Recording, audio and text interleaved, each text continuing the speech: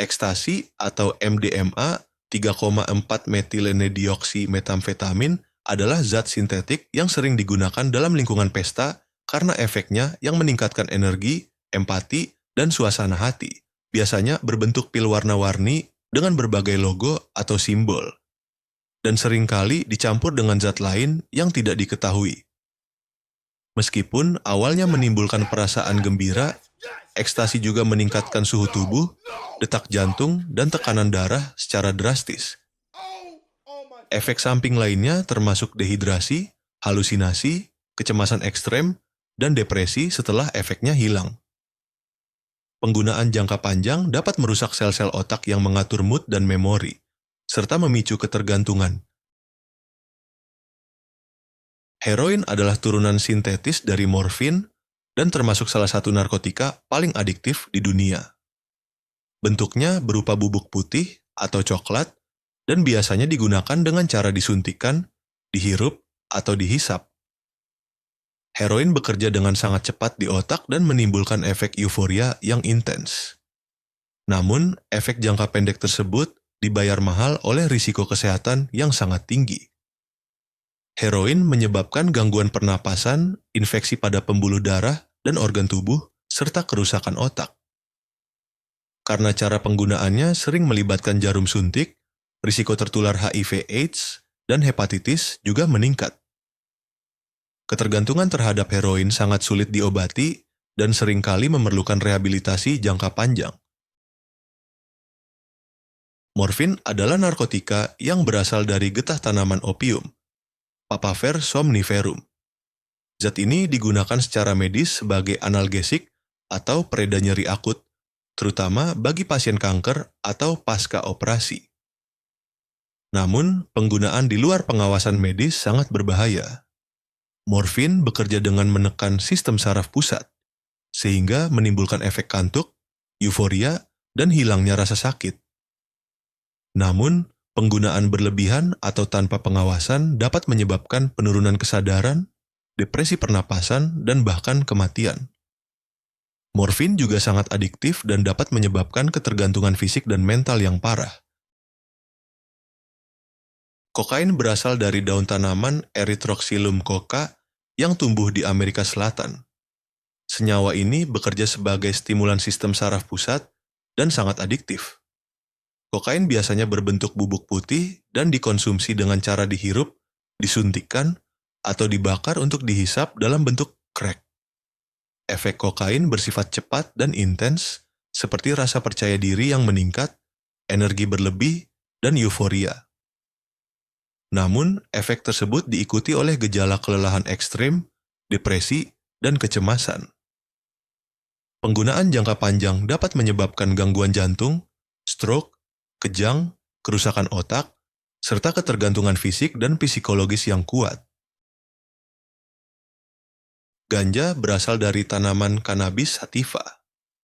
Tanaman ini mengandung senyawa aktif bernama THC, tetrahydrocannabinol, yang memengaruhi fungsi otak, terutama bagian yang mengatur ingatan, konsentrasi, dan koordinasi tubuh. Ganja biasanya dikonsumsi dengan cara dibakar seperti rokok, atau dicampurkan dalam makanan dan minuman. Penggunaan ganja dapat menimbulkan efek euforia sesaat, perasaan rileks, tetapi juga menyebabkan gangguan persepsi, kecemasan, paranoia, dan penurunan kemampuan motorik. Dalam jangka panjang, ganja dapat menurunkan fungsi otak, memicu ketergantungan, serta berisiko memicu gangguan kejiwaan seperti skizofrenia, terutama jika dikonsumsi sejak usia muda. Sabu-sabu atau metamfetamin adalah zat stimulan sintetis yang sangat adiktif. Biasanya berbentuk kristal bening seperti pecahan kaca atau bubuk putih. Digunakan dengan cara dihirup, disuntikkan, atau dibakar untuk dihisap.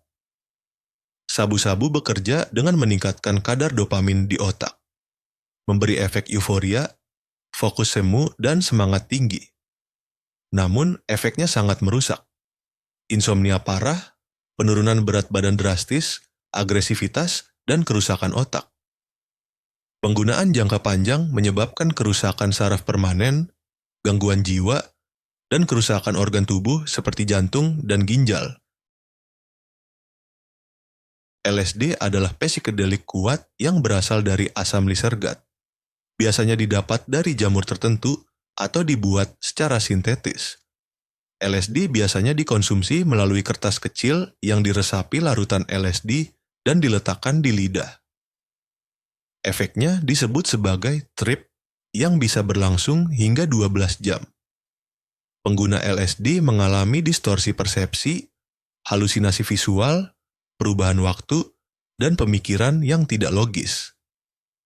Meskipun LSD tidak menyebabkan ketergantungan fisik, penggunaannya tetap berisiko tinggi karena dapat memicu psikosis, kecemasan berat, dan dalam kasus tertentu, kondisi yang disebut flashback. Pengalaman halusinatif yang tiba-tiba muncul kembali bahkan lama setelah tidak mengonsumsi LSD. Fentanyl adalah obat pereda nyeri latah analgesik sintetis yang sangat kuat, umumnya digunakan dalam dunia medis untuk mengobati nyeri kronis atau pasca operasi, terutama pada pasien kanker.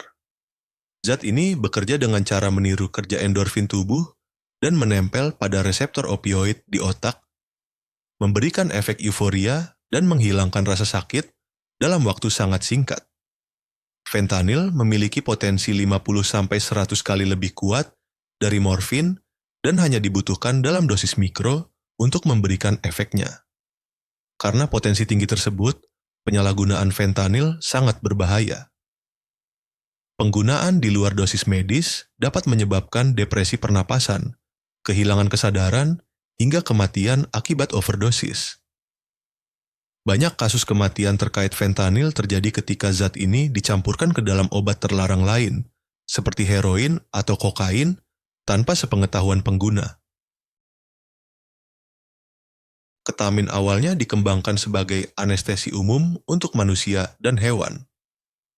Dalam dosis medis, ia digunakan untuk prosedur pembedahan karena efeknya yang cepat dan tidak menekan sistem pernapasan. Namun, ketamin mulai disalahgunakan karena efek psikoaktifnya, seperti sensasi lepas dari tubuh, disosiasi, halusinasi, dan euforia ringan, sehingga populer dalam budaya pesta dan dikenal sebagai Special K.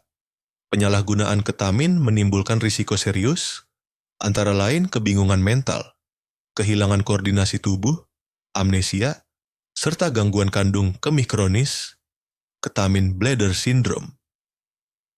Dalam jangka panjang, ketamin juga dikaitkan dengan kerusakan otak, gangguan memori, dan depresi. Pengguna dapat mengalami ketergantungan psikis, walau ketergantungan fisik tergolong lebih rendah dibanding opioid. Opium adalah zat alami yang diperoleh dari getah bunga opium, Papaver somniferum, yang belum matang. Getah ini mengandung beberapa alkaloid aktif seperti morfin dan kodein. Sejak ribuan tahun lalu, opium digunakan sebagai pereda nyeri dan obat penenang.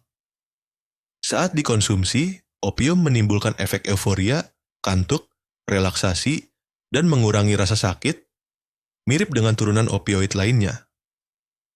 Namun, penggunaan opium dalam jangka panjang atau dalam dosis besar sangat berbahaya. Efek sampingnya termasuk gangguan pencernaan, susah buang air besar, depresi pernapasan, dan ketergantungan berat.